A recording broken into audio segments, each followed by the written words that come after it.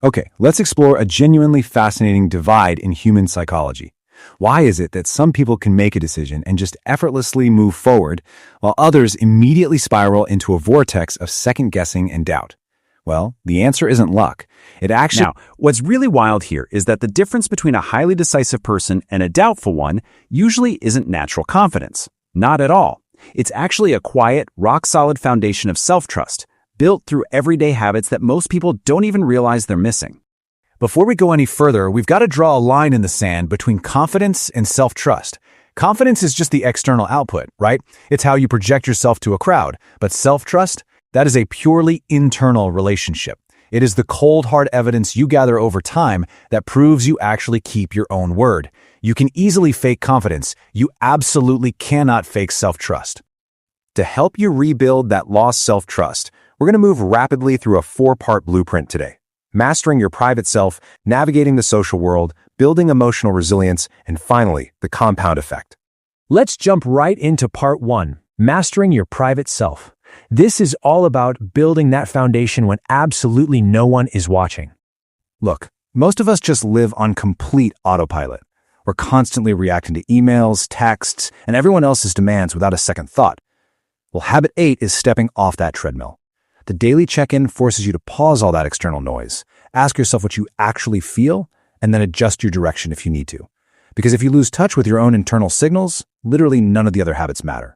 And that leads us perfectly into habit 1, keeping small promises. Think about it. When you say, I'm going to wake up early, and then you hit snooze 4 times, your brain instantly registers that gap between your words and your actions. But when you keep a tiny promise to yourself, like just going to bed on time, you gather hard evidence that you are reliable. Over time, those tiny kept promises compound into unshakable self-trust. Then there's habit 5, which is all about private consistency. Maintaining your personal standards, like making your bed or keeping your living space clean, even when absolutely no one is coming over, is essentially integrity without an audience. It's the ultimate private proof that you are someone worth trusting. Moving right along to part 2, navigating the social world. Let's look at how we interact with external opinions and expectations. It turns out our everyday social behaviors send some pretty dangerous silent messages back to our own brains. When you ask 5 different friends for advice on an outfit, you're silently telling yourself, my judgment isn't reliable. When you avoid setting a boundary, the message is, my limits don't actually matter. And when you soften the truth just to avoid a little tension, you are literally telling yourself, my inner truth is wrong. Because of that boundary issue, we have to face a really hard truth. Disappointing someone occasionally is far less damaging than repeatedly abandoning your own needs. As humans, we naturally hate conflict. We would way rather say yes to a dinner we desperately want to skip than tell a friend we just want to stay home. But holding a firm boundary overrides that fear, and it proves to your own mind that you will protect yourself. So how do we fix this habit of constantly softening the truth? We practice something called honest alignment. Start by sharing a real, unfiltered opinion in a low-stakes conversation.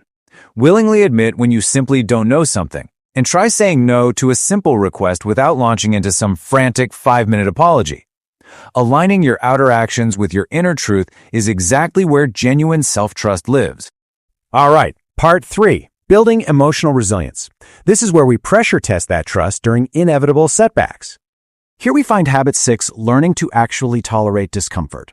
So many people abandon a plan the exact second it gets tough.